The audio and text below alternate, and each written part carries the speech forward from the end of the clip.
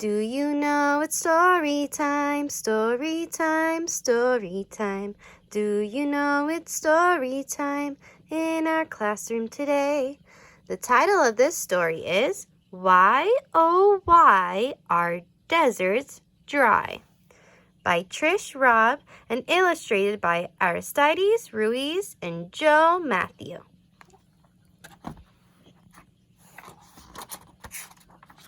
Why, oh why, are deserts dry?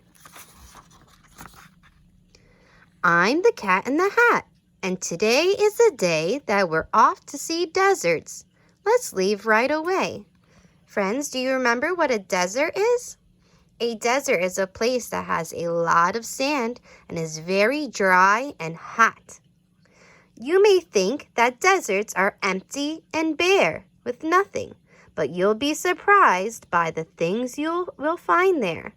Insects and lizards, flowers and snow. Want to see for yourself?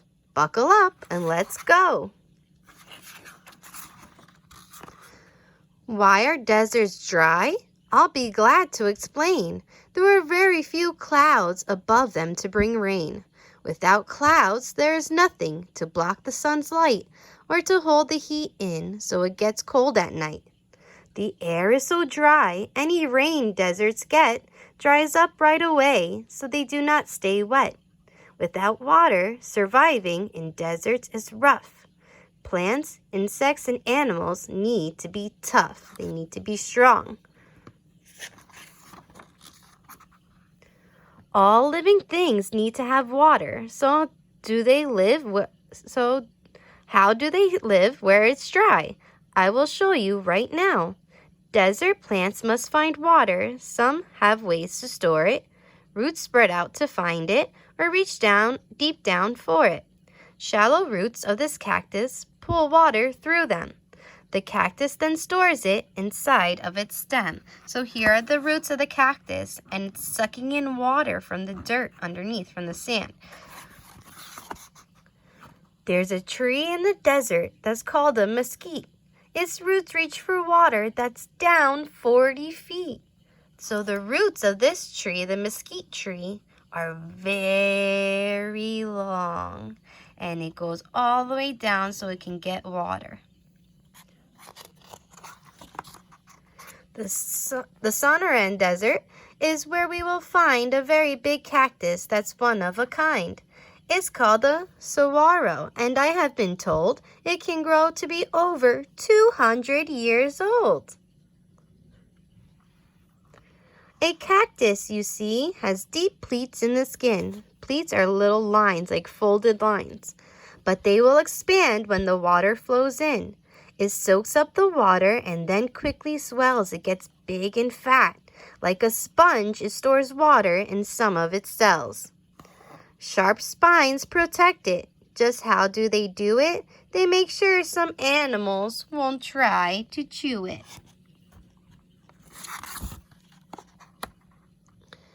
The Gila woodpecker knows very well that a cactus will serve as the perfect hotel.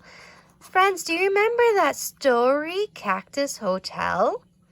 What does the word hotel mean? Do you remember? A hotel is a place where people like to stay and get rest or to live. She pecks a small hole and then slips inside. It's cool and it gives her a safe place to hide. When she's ready to leave, well, I have little doubt someone will move in after she has moved out. So the cactus is home for many animals. The Gila bird moved out, and now what's coming in?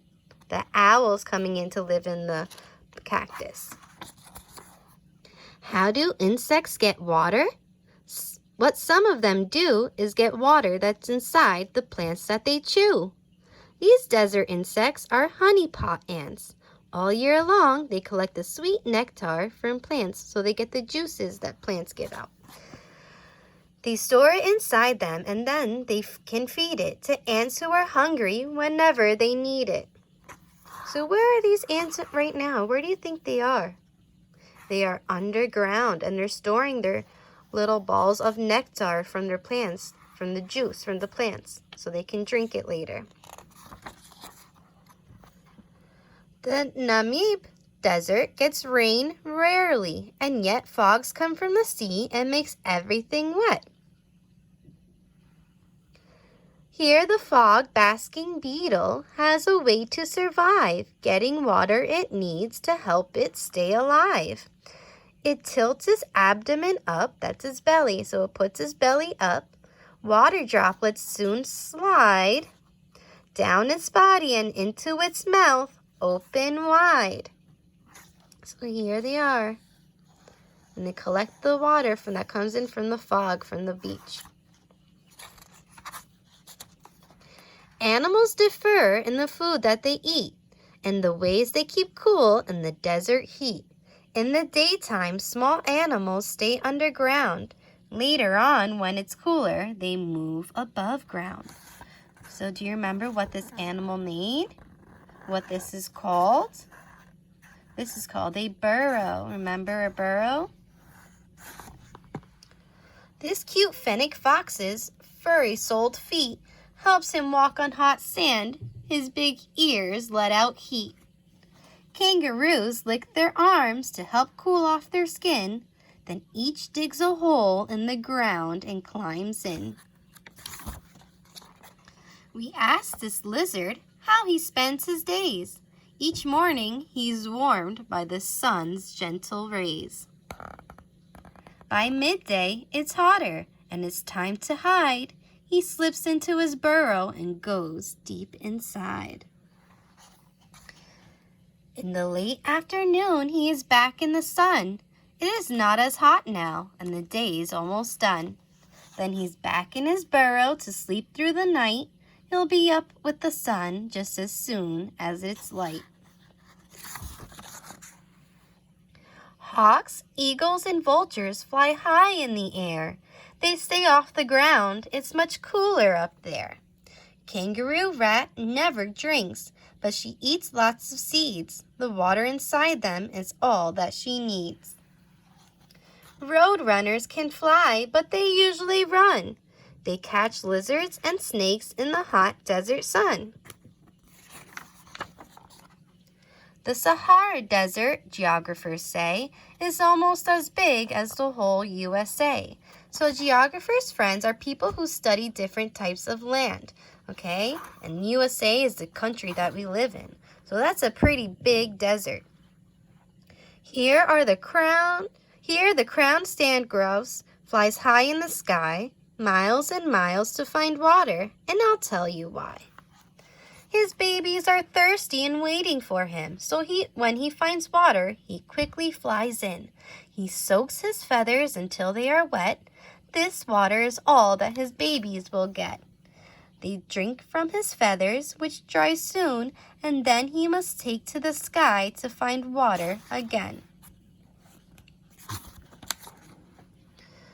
Out here in the desert, when winds start to blow, there are few plants to help hold the sand down, and so the wind blows the sand, which forms into dunes. Do you remember what dunes are, friends? And how dunes are made? Dunes are like mountains of sand that get made from the wind pushing the sand together. It makes shapes in the sand, like these crescent moons. What's this nomad wearing? It's called a burnous. So friends, a nomad is a person who travels a lot, okay? They don't stay in one place. They move to many places. It protects him from the sun. It is long and it is loose. People called nomads spend their whole lives here. They move place to place and keep moving all year. So they keep moving around. In the Mojave Desert, plants bloom, grow, and die, but they leave seeds behind in the ground, and that's why. When it rains, these seeds burst into flowers so bright, there's a rainbow of colors, a beautiful sight. They will not live long, but before it is over, there are lilies, primroses, sunflowers, owl clover. Some flowers stay open for only one day. Hummingbirds drink their nectar and then fly away. In the shimmering heat of the sun's burning glare, you might think you see something that's not really there. This is called a mirage. It's a bit like a dream. Things you think you are seeing are not what they seem. So it's like the heat and the sun is playing a trick on you, making you see a mirage, something that's not there. When you get a bit closer, things fade out of sight. They were not there at all. It's a trick of the light. So they thought they saw buildings, but actually it was just a pile of rocks.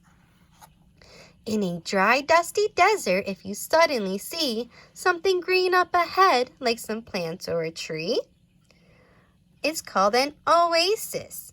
Where these plants are growing, somewhere in the ground, there is water that's flowing. So somewhere in the hot desert, if you see a lot of green plants and trees, that means there's water nearby. That's called an oasis.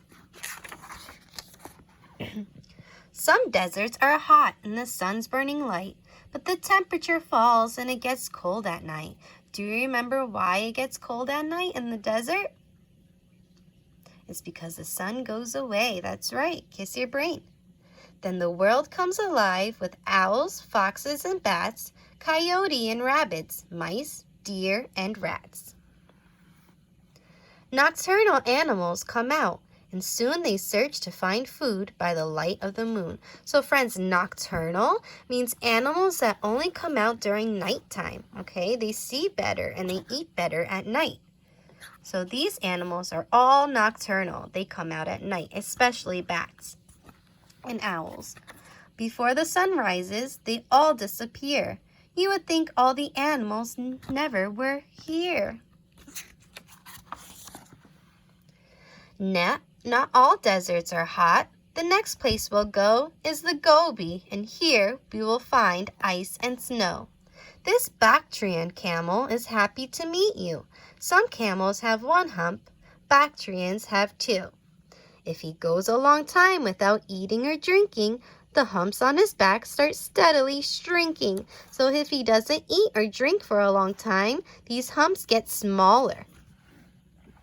They're not filled with water, but instead contain fat. When he can't eat or drink, he keeps going on that.